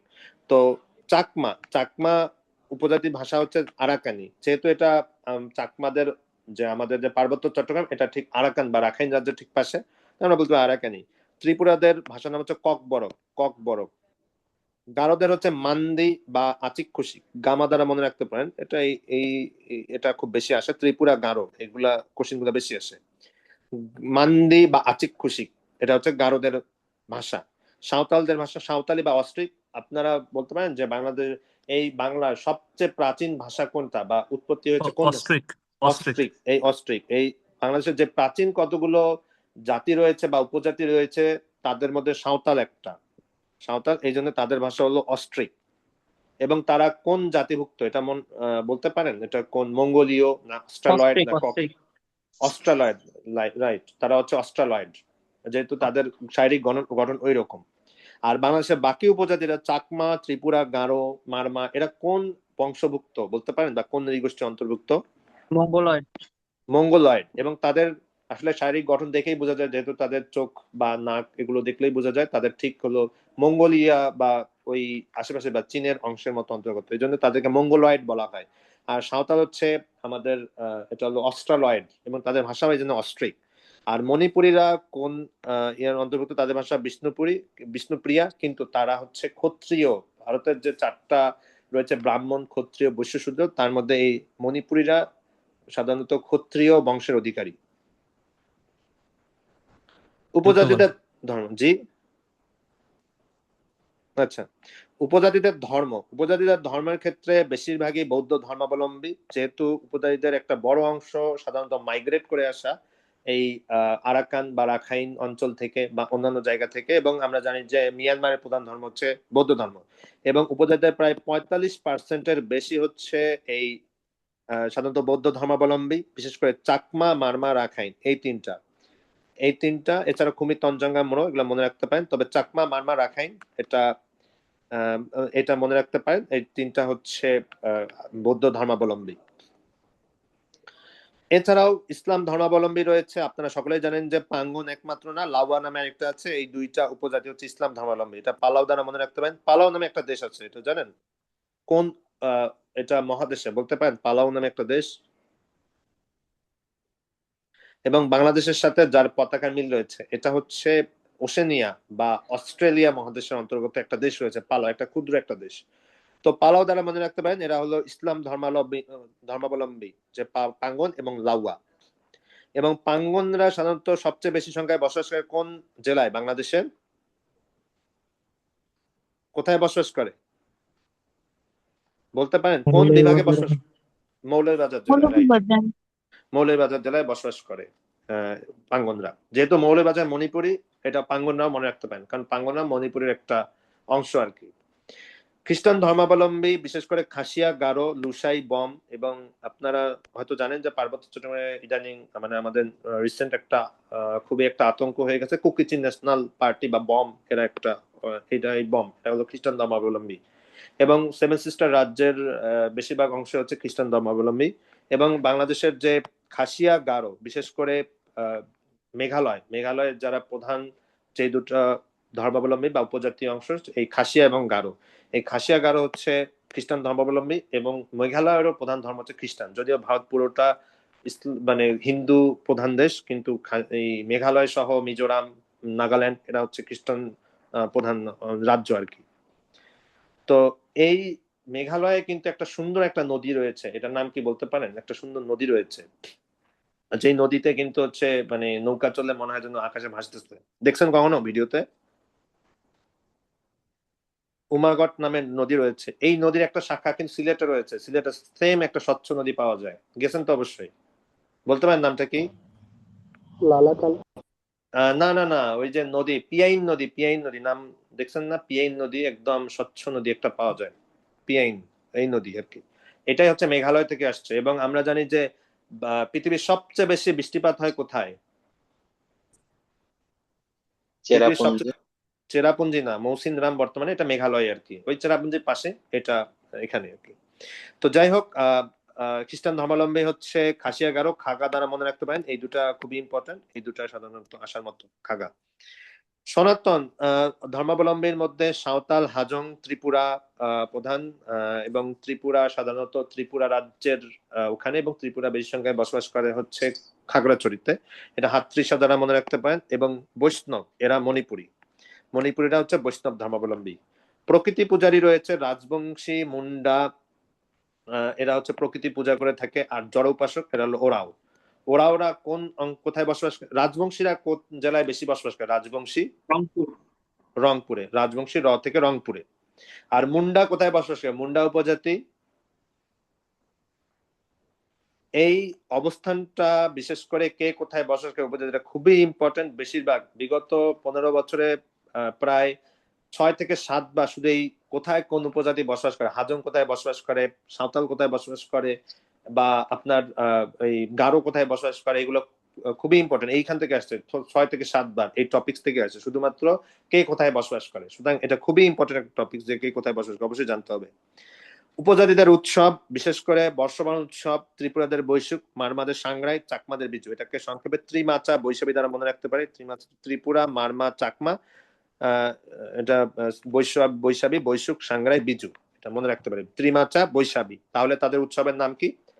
ত্রিমাচা বৈশাখী। এছাড়াও বিভিন্ন উপজাতির গারোদের ওয়ানগালা, সাঁওতালদের সোহরাই, রাখাইনদের জলকেলি, মণিপুরদের মহারাস লীলা, এগুলো তাদের অন্যতম উৎসব। এই উৎসব থেকেও বিগত বছরে কোশ্চেন এসেছে, বিশেষ করে আপনার মারমাদের উৎসবের নাম কি? সাংগ্রাই, এটা এসেছিল। উপজাতিদের গ্রামের ক্ষেত্রে চাকমা তাদের গ্রামকে বলে থাকে আদাম, এবং গ্রাম প্রধানকে কারবারি। মারমা রোয়াজা বলে থাকে। ত্রিপুরা তাদের গ্রামকে পাড়া বলে থাকে, এবং গ্রাম প্রধানকে বলে থাকে পাড়া প্রধান। এবং খাসিয়াপুঞ্জি, এবং এখান থেকে বিগত বিসিএস কোশ্চেন এসেছিল, খাসিয়াদের গ্রামের নাম কি? খাসিয়াদের গ্রামের নাম কি? কুঞ্জি। আর সাঁওতালরা তাদের গ্রাম প্রধানকে মাঝি বলে থাকে, মাঝি পৌরাণিক বা মাঝি, এরকম নাম রয়েছে, তারা তাদের এই টাইটেল দিয়ে থাকে। উপজাতিদের প্রধান দেবতা, সাধারণত উপজাতিরা একটা বড় সংখ্যক মাইগ্রেট মানে অন্য ধর্মে মাইগ্রেট করে ফেললেও তাদের বেশ কিছু আগে প্রধান দেবতা ছিল, যেমন খাসিরা উবলাই নাংথৌ, তাদেরকে প্রধান দেবতা মানত। ওরা তাদের ধর্মী বা ধর্মেশ। গাওরা তাতারা রাবুকা, তাদের প্রধান দেবতা ছিল। সালজংকে তারা উর্বরতার তারা দেবতা মনে করে থাকে গারোরা। বিশেষ করে গারো খাসিয়া তো বর্তমানে মাইগ্রেট হয়ে গেছে, খ্রিস্টান হয়ে গেছে। তার আগে তারা এই দেবতাদের তারা উপাসনা করত। বাংলাদেশের উপজাতীয় প্রতিষ্ঠান রয়েছে। বাংলাদেশের উপজাতীয় প্রতিষ্ঠান টোটাল কয়টা? 10টা। 10টা। এটা কোশ্চেন এসেছিল বিগত বছর যে বাংলাদেশের উপজাতীয় প্রতিষ্ঠান কয়টা? 10টা। তার মধ্যে প্রথম উপজাতীয় প্রতিষ্ঠান কোথায় প্রতিষ্ঠিত হয়েছে? বিরিশিরি, নেত্রকোনা। এবং বিরিশিরিতে আপনারা জানেন যে একটা পাহাড় রয়েছে বাংলাদেশের, সবাই তো ঘুরতে যায়, ট্যুরে যায়, নাম শুনছেন হয়তো, চীনামাটির পাহাড় যেখানে। এবং এখানে একটা নদী রয়েছে যেটা পার হয়ে যেতে হয়, নাম জানা আছে? যেটা মেঘালয় থেকে এসেছে, যারা ঘুরতে গিয়েছেন জানার কথা। এখানে সোমেশ্বরী নদী রয়েছে। এবং আমাদের যা চীনামাটি পাওয়া যায় সেটা কোথায় পাওয়া যায়? প্রথম আবিষ্কৃত হয় কোথায়? এই জিকে গুলো তো অবশ্যই জানতে হবে, আপনাদের জানা উচিত আর কি। বাংলাদেশের প্রথম যেটা নেত্রকোনার বিজয়পুরে আবিষ্কৃত হয়েছে, প্রথম চীনামাটি যেটা আবিষ্কৃত হয়েছিল আর কি। এবং বেশিরভাগ দেখবেন যে বাংলাদেশের চীনামাটি বা নুড়ি পাথর এগুলো বেশিরভাগই নেত্রকোনা, সিলেট এই অঞ্চলগুলোতে বেশিরভাগ। তাহলে বাংলাদেশের প্রথম উপজাতীয় সাংস্কৃতিক কেন্দ্রের নাম হচ্ছে, এটার নাম হচ্ছে উপজাতীয় সাংস্কৃতিক একাডেমি। এটা মাথায় রাখবেন, একাডেমি আছে, উপজাতীয় সাংস্কৃতিক একাডেমি 77 সালে প্রতিষ্ঠিত হয়, এটাই প্রথম। এছাড়াও বাংলাদেশে আরো 9টা রয়েছে, তার মধ্যে 3টা পার্বত্য জেলায় অবশ্যই থাকবে, যেহেতু সেখানে উপজাতি রয়েছে সেখানে তো অবশ্যই থাকবেই, মাস্ট। রাঙ্গামাটি, বান্দরবান, খাগড়াছড়ি দেখবেন এগুলোতে ইনস্টিটিউট আছে, উপজাতীয় সাংস্কৃতিক ইনস্টিটিউট। এবং ক্ষুদ্র যেটা খাগড়াছড়ি, সেটার নাম হচ্ছে ক্ষুদ্র নৃগোষ্ঠী সাংস্কৃতিক ইনস্টিটিউট, এটা ইনস্টিটিউট নাম। এগুলো জেনে রাখা ভালো, না জানলেও ওই প্রথমটা জানতে হবে অবশ্যই। আরেকটা মাস্ট মাথায় রাখতে হবে, সেটা হচ্ছে মণিপুরী ললিত কলা একাডেমি। আমরা জানি যে মণিপুরীরা সবচেয়ে বেশি বসবাস করে মৌলভীবাজারে, সুতরাং মণিপুরী থাকবে কোথায়? মণিপুরী সাংস্কৃতিক কেন্দ্রটা কোথাও থাকবে, কোথায় থাকবে তাহলে? এটাও থাকবে কোথায়? মৌলভীবাজারে। এবং মৌলভীবাজার কমলগঞ্জে থাকবে। এবং বাংলাদেশের সবচেয়ে শীতলতম স্থানের নাম কি বলতে পারেন? সরি, কক্সবাজার। শ্রীমঙ্গল। এবং শ্রীমঙ্গলটা কোন জেলায় অবস্থিত? মৌলভীবাজার। মৌলভীবাজার। মৌলভীবাজারে অবস্থিত। এবং শ্রীমঙ্গলে একটা জাদুঘর রয়েছে, কি জাদুঘর বলতে পারেন? আমাদের চা জাদুঘর রয়েছে কিন্তু এখানে শ্রীমঙ্গলে। এবং বাংলাদেশের সবচেয়ে বেশি চা বাগান রয়েছে কোথায়, কোন জেলায়? এই মৌলভীবাজারে। এই একসাথে ইনফরমেশন গুলো অবশ্যই কালেক্ট করে রাখবেন, তাহলে পড়তে সুবিধা হবে। মৌলভীবাজারে, এখানে মণিপুরি, এখানেই মণিপুরি ললিত কলা একাডেমি, এখানে শ্রীমঙ্গল অবস্থিত, এবং এখানেই আমাদের সবচেয়ে বেশি চা বাগান অবস্থিত মৌলভীবাজারে। এবং মৌলভীবাজারে আমাদের সবচেয়ে বিখ্যাত মানে আমাদের ঝর্ণা রয়েছে বা জলপ্রপাত রয়েছে, নাম কি বলতে পারেন? দুটো আছে, হামহাম ঝর্ণা। হামহাম আর একটা হলো মাধবকুণ্ড। এটা এইখানে অবস্থিত, এই মৌলভীবাজার জেলায় অবস্থিত। আচ্ছা, রাজশাহী আর উত্তরবঙ্গে রয়েছে সাধারণত 3টা। একটা হচ্ছে রাজশাহীতে, যেটার নাম রাজশাহী নামে আছে। আর 2টা হলো দিনাজপুরে, যেহেতু দিনাজপুরে সবচেয়ে বেশি সংখ্যায় দেখবেন যেখানে যেখানে যে উপজাতির সংখ্যা সেখানে সেখানেই সেই সাংস্কৃতিক প্রতিষ্ঠান প্রতিষ্ঠিত হয়েছে। যেমন দিনাজপুরে হচ্ছে সাঁওতালদের সংখ্যা সবচেয়ে বেশি, এই জন্য এখানে সাংস্কৃতিক প্রতিষ্ঠান রয়েছে। নওগাঁতেও আছে, নওগাঁতেও যেহেতু সাঁওতাল প্লাস ওরাও এরা আছে, এখানেও আছে। একটা ময়মনসিংহে অবশ্যই থাকবে, কারণ গারোরা সবচেয়ে বেশি বসবাস করে কোথায়? ময়মনসিংহে। সুতরাং দেখবেন যে যেই উপজাতি, বড় বড় উপজাতি গুলা যেই যেই জায়গায়, সেখানে অবশ্যই একটা করে সাংস্কৃতিক মানে প্রতিষ্ঠান রয়েছে। তবে এখানে মাস্ট মনে রাখবেন, অন্যান্য গুলো মনে না রাখলেও, একটা হচ্ছে প্রথম যেটা নেত্রকোনায় বিরিশিরিতে, আর দ্বিতীয় যেটা সেটা হলো মণিপুরী ললিত কলা একাডেমি, যেটা অবস্থিত মৌলভীবাজারের কমলগঞ্জে। আচ্ছা, আমরা জানি যে ব্রিটিশরা আমাদেরকে শাসন করেছে প্রায় 200 বছরের মতো। এই ব্রিটিশদের বিরুদ্ধে যেমন বাঙালি সহ অন্যান্য যারা আছে তারা ব্রিটিশ ভারতীয় উপমহাদেশে অনেকে বিদ্রোহ করেছে, তাদের মধ্যে সাঁওতাল, চাকমা তারাও বিদ্রোহ করেছিল। এই সাঁওতালরা বিদ্রোহ করেছিল ব্রিটিশদের বিরুদ্ধে 1855 থেকে 56 সালে। তারা সে সময়, আপনারা সকলে জানেন যে চিরস্থায়ী বন্দোবস্ত প্রথা চালু ছিল। চিরস্থায়ী বন্দোবস্ত প্রথা কে চালু করেন? এই লর্ড কর্নওয়ালিস। Lord Cornwallis. এই চিরস্থায়ী বন্দোবস্ত প্রথার বিরুদ্ধে যেমন অনেকে দাঁড়িয়েছিল, অনেক প্রজার মতো এই সাঁওতালরাও দাঁড়িয়েছিল। বিশেষ করে বিহারের ভাগলপুর, মুর্শিদাবাদ এই অঞ্চলে তারা ব্রিটিশদের বিরুদ্ধে বিদ্রোহ করে। এবং 30 জুন সাঁওতাল বিদ্রোহ দিবস। এবং যারা নেতৃত্ব দিয়েছিল সাধু মুর্মু, কানু মুর্মু, তারা তীর ধনুক নিয়ে ব্রিটিশদের উপর ঝাঁপিয়ে পড়েছিল। প্রথম দিকে ব্রিটিশরা পরাস্ত হতে ধরলেও পরে তাদের উন্নত যন্ত্রপাতির কাছে তারা পরাজিত হতে বাধ্য হয় তারা। এবং বিশেষ করে এটা হচ্ছে ভারতের ওই ভাগলপুর অঞ্চলে অবস্থিত আর কি। এবং এই সাঁওতাল বিদ্রোহের ফলে ব্রিটিশরা তাদেরকে আসলে অনেক রকমের করে তার ওই জায়গাতে তাড়িয়ে দেয়, এবং এর ফলে তারা ছড়িয়ে পড়ে। এবং এই কারণে হচ্ছে বাংলাদেশের উত্তরবঙ্গ জেলাগুলোতে সাঁওতালের আধিক্য দেখা যায়। তাদের কিন্তু মেইন বাসস্থান বাংলাদেশ না, তারা কিন্তু মেইনলি বিহার বা ওই ঝাড়খণ্ড জেলার অন্তর্গত বা ঝাড়খণ্ড রাজ্যে। তাদেরকে ব্রিটিশদের এই বিদ্রোহের ফলে আসলে ব্রিটিশরা তাদেরকে তাড়িয়ে দেওয়ার ফলে তারা বিভিন্ন জায়গায় ছড়িয়ে পড়ে। ঠিক একইভাবে চাকমা বিদ্রোহ, চাকমারা সাধারণত হিল ট্র্যাক্সে ওখানে তাদের অটোনমি ছিল, তারা স্বাধীনভাবে রাজ্য পরিচালনা করত, কিন্তু ব্রিটিশরা এসে তাদেরকে সেটাই বাধা প্রদান করে এবং এর ফলে তারা যেহেতু ওখানে তুলা চাষ হতো, সেই তুলার উপর কর বসানোর ফলে চাকমারা বিদ্রোহ সংগঠিত হয়। আপনারা সকলে জানেন যে প্রথম ব্রিটিশদের বিরুদ্ধে বিদ্রোহ করে জোয়ান বক্স খা নামে প্রথম জুমিয়া নেতা বা চাকমা নেতা ইয়ে করে থাকেন। জুম্মা খান নামে অন্য একজন, তিনিও ব্রিটিশ বিরোধী অন্যতম নেতা। ব্রিটিশরা চাকমা বিদ্রোহ করে থাকে, ব্রিটিশদের বিরুদ্ধে চাকমারা বিদ্রোহ করে থাকে। এছাড়া আরো কিছু আন্দোলন রয়েছে, যেমন টঙ্ক আন্দোলন। এটা কৃষকরা আন্দোলন করেছিল জমিদারদের বিরুদ্ধে, যেহেতু জমিদাররা খাজনা আদায়ের বিষয় ছিল সেই সময়। নেত্রকোনা, দুর্গাপুর। তেভাগা আন্দোলন, তেভাগা আন্দোলনের নেতাকে ছিলেন, নেত্রীকে ছিলেন তেভাগা আন্দোলনের ইলামিত্র। ইলা মিত্র, এবং আরেকজন ছিলেন তিনি নেতৃত্ব দিয়েছিলেন, নাম কি বলতে পারেন? আরেকজন ছিলেন দিনাজপুরে, যার বাসা, নাম হচ্ছে হাজী দানেশ। এই দুজন মিলে কিন্তু নেতৃত্ব দিয়েছিলেন। রংপুর, দিনাজপুর, চাঁপাইনবাবগঞ্জ এই অঞ্চলে এটা আন্দোলন গড়ে উঠেছিল। 46 থেকে 47 2/3, যাদের কৃষকরাই 2/3 পায়। কারণ আপনারা জানেন যে আগে হচ্ছে জমিদাররা অনেক অত্যাচার করত তাদেরকে, এর ফলে এই আন্দোলন গড়ে উঠেছিল। সাধারণত বেশিরভাগ আন্দোলন 40 থেকে 50 সালের মধ্যে হয়, কারণ পরবর্তীতে 50 সালে এসে এই জমিদার প্রথা বাতিল করা হয়। এই কারণে তারপর আর কোনো আন্দোলন হয়নি। এই ব্রিটিশ ভাগ হওয়ার পর, মানে স্বাধীন পাকিস্তান বা ভারত ভাগ হওয়ার পর, তখন এটা আসলে ইয়া হয়ে যায়, দমে যায়। এবং এই তেভাগা আন্দোলনে মেইনলি অন্যতম পার্ট ছিল হচ্ছে সাঁওতালরা। সাঁওতালরা এখানে অনেক শহীদ হয়েছিল আর কি।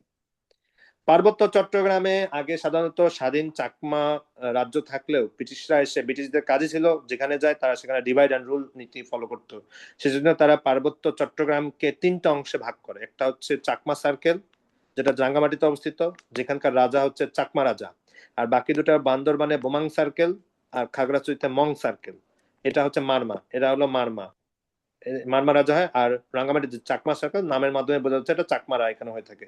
ব্রিটিশরা এসে এই কাজটা করেছিল, এটা হলো 1884 সালের দিকে এই 3টা সার্কেলে বিভক্ত করে, যাতে তাদেরকে ওই পার্বত্য চট্টগ্রাম শাসন করার সুবিধা হয়।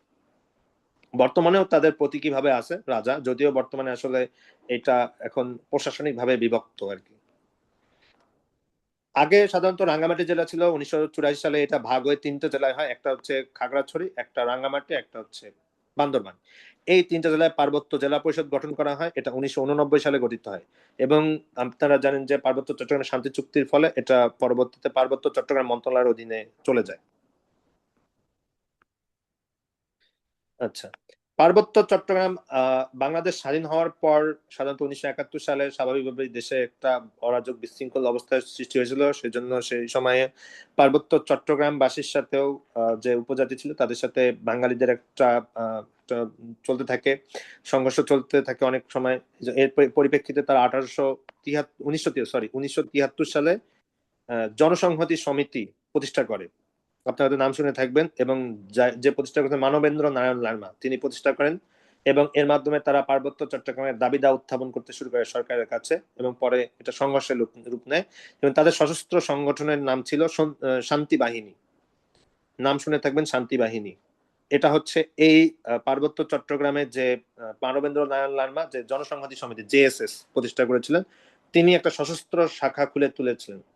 অনেকে এটা মনে করে থাকেন যে এটা হয়তো মানে বহির্বিশ্বের একটা মানে একটা কৌশল ছিল আর কি, এরকম। তো যাই হোক, এর ফলে কয়েক দশক ধরে, প্রায় 3 দশক, বাঙালিদের সাথে পার্বত্য চট্টগ্রামে একটা সংঘর্ষ হোক বা একটা লেগেছিল। সেনাবাহিনীর সাথে প্রায় বিক্ষিপ্ত সংঘর্ষ হতো, অনেক মানে প্রাণ ঝরেছিল, যার কারণে পরবর্তীতে সরকার পার্বত্য চট্টগ্রামবাসীর সাথে আলোচনা করতে বাধ্য হয়, এবং যার ফলে এই পার্বত্য চট্টগ্রাম শান্তি চুক্তি স্বাক্ষরিত হয়। এটা 2রা ডিসেম্বর 1997 সালে স্বাক্ষরিত হয়। এর ফলে সাধারণত বেশ কিছু চুক্তি ছিল। আমাদের সরকারের পক্ষ থেকে সাবেক চিফ হুইপ আবুল হাসনাত আবদুল্লাহ এবং পাহাড়িদের পক্ষ থেকে স্বাক্ষর করেন জ্যোতিরিন্দ্র বদিপ্রিয় লারমা বা সন্তু লারমা, এটি স্বাক্ষর করে থাকেন। এবং পার্বত্য চট্টগ্রাম বিষয়ক মন্ত্রণালয়, ভূমি কমিশন, বাঙালিরা যেন সেটলার ওই জায়গায় না যায়, এইসব বিষয় নিয়ে আলোচনার মাধ্যমে সর্বশেষ স্বাক্ষরিত হয়। 72টি ধারা এখানে স্বাক্ষরিত হয়, যার মধ্যে 48টি এ পর্যন্ত বাস্তবায়ন হয়েছে এবং বাকিগুলো বাস্তবায়নাধীন। অস্ত্র সমর্পণ করা হয় 1998 সালের 10 ফেব্রুয়ারি। পার্বত্য চট্টগ্রাম, এটা হলো ভুল হয়েছে, এখানে 2001 হবে। পার্বত্য চট্টগ্রাম ভূমি নিষ্পত্তি আইন কমিশন গঠন করা হয় 2001 সালে। এই পার্বত্য চট্টগ্রাম শান্তি চুক্তির ফলে 1998 সালে 15 জুলাই প্রতিষ্ঠিত হয় পার্বত্য চট্টগ্রাম বিষয়ক মন্ত্রণালয় এবং প্রথম দায়িত্বপ্রাপ্ত মন্ত্রী ছিলেন কল্পরঞ্জন চাকমা। আচ্ছা, পার্বত্য চট্টগ্রাম আঞ্চলিক পরিষদের সদস্য সংখ্যা 25 জন, এটা স্থানীয় পরিষদের সদস্য সংখ্যা 31 জন, আর পার্বত্য চট্টগ্রাম জেলা পরিষদ হচ্ছে 22 জন। তিনটা তিন রকম। আঞ্চলিক পরিষদ বললে এটা 25 জন, আর স্থানীয় সরকার পরিষদ হচ্ছে 31, আর জেলা পরিষদ হচ্ছে 22। আচ্ছা, মানবেন্দ্র নারায়ণ লারমা তিনি হচ্ছেন সাধারণত জনসংহতি সমিতি বা শান্তি বাহিনীর প্রতিষ্ঠাতা মানবেন্দ্র নারায়ণ লারমা, এবং তার ছোট ভাই হচ্ছে জ্যোতিরিন্দ্র বন্দিপ্রিয় লারমা, বর্তমানে যিনি পার্বত্য চট্টগ্রাম আঞ্চলিক পরিষদের চেয়ারম্যান। এই চেয়ারম্যান হচ্ছে প্রতিমন্ত্রীর মর্যাদা সম্পন্ন, তিনি বর্তমানে এর চেয়ারম্যান, এবং তারা হচ্ছে জেএসএস বা জনসংহতি সমিতির সদস্য আর কি, প্রতিষ্ঠাতা, এবং এরই সশস্ত্র সংগঠন ছিল শান্তি বাহিনী।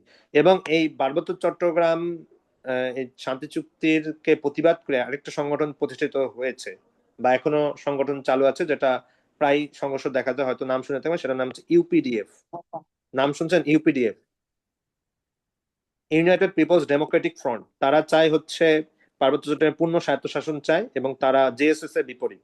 জেএসএস হচ্ছে সরকারের সাথে মানে করেছে, জেএসএস বা জনসংহতি সমিতি তার সরকারের সাথে শান্তি চুক্তি করেছে, এবং এর প্রতিবাদ জানিয়ে ইউপিডিএফ, যারা হচ্ছে চায় গণতান্ত্রিক ভাবে এই পূর্ণাঙ্গ স্বায়ত্তশাসন বাস্তবায়ন করতে চায়। এটা হলো 1998 সালে এই জেএসএস প্রতিষ্ঠিত হয়। আচ্ছা, তাহলে পার্বত্য চট্টগ্রামে প্রধানত দুটো প্রধান এখন মানে মেইন তারা শাসন কার্য পরিচালনা করছে, একটা হচ্ছে জেএসএস যেটা জনসংহতি সমিতি, একটা হচ্ছে ইউপিডিএফ। বর্তমানে আপনারা জানেন যে বেশ কিছু পার্বত্য চট্টগ্রাম ঘিরে বেশ অনেক ষড়যন্ত্র হচ্ছে বাংলাদেশে। এখানে কিছু সময় পর পর আমরা আরাকান আর্মিদের উপস্থিতি দেখতে পাই, আবার দেখতে পাই যে কুকিচিন ন্যাশনাল, যেটা নিয়েও বাংলাদেশ সরকার বেশ চিন্তায় ফেলেছে, এবং এটা নিয়ে জানেন যে একটা খুবই গুরুত্বপূর্ণ একটা অংশ। এই হলো বাংলাদেশ, এই হলো আসসালামু অবস্থা। আলাইকুম ভাইয়া। জি ভাই, নামাজে একটু 5 মিনিট একটু ব্রেক জি দেওয়া জি, যেতে আমার ভালো শেষ, হতো। আমার আর 2 মিনিট লাগবে, আমার শেষ আর কি, আমার শেষ আর কি, আর 2 মিনিটের মধ্যে শেষ করে দিব। তো এই হলো আজকের লেকচার। আর হচ্ছে এই পার্বত্য চট্টগ্রাম শান্তি চুক্তি স্বাক্ষরিত হয়, এটা এখান থেকে সর্বশেষ বিসিএস যে ভর্তি পরীক্ষা 50 যেটা, সেখান থেকে এটাই কিন্তু এসেছিল যে স্বাক্ষরিত হয় কবে, এবং এখানে কিন্তু ডিরেক্ট পার্বত্য চট্টগ্রাম ছিল না, এখানে কিন্তু পিএসজেজেএস ছিল, এরকম ছিল, জেএসএস ছিল, পিজেজেএস, অর্থাৎ হচ্ছে পার্বত্য চট্টগ্রাম, পিসি জেএসএস ছিল, পার্বত্য চট্টগ্রাম জনসংহতি সমিতি, অর্থাৎ ডিরেক্টলি কিন্তু এই কথাটা ছিল না। সুতরাং এইগুলা বিষয় দিয়ে কিন্তু আমাদের পিএসসি আসলে আমাদেরকে কনফিউজ করার চেষ্টা করে। সুতরাং একটু ডিটেলস পড়ার চেষ্টা করবেন আর কি, দেখে এগুলো আর কি। আচ্ছা, তো আজকের বিষয়ে আপনাদের কোনো কোশ্চিন আছে বা কোনো বিষয় নিয়ে জানার কোনো কমতি বা কোনো বিষয় জিজ্ঞাসা করতে পারেন। আমি হয়তো আর কিছুক্ষণ পর এটা অফ করে দিব আর কি। কোনো কিছু বিষয় নিয়ে জিজ্ঞাসা পিডিএফ আছে? দিয়ে দিলে ভালো হয় ভাইয়া। জি, পিডিএফ, জি হ্যাঁ ভাইয়া।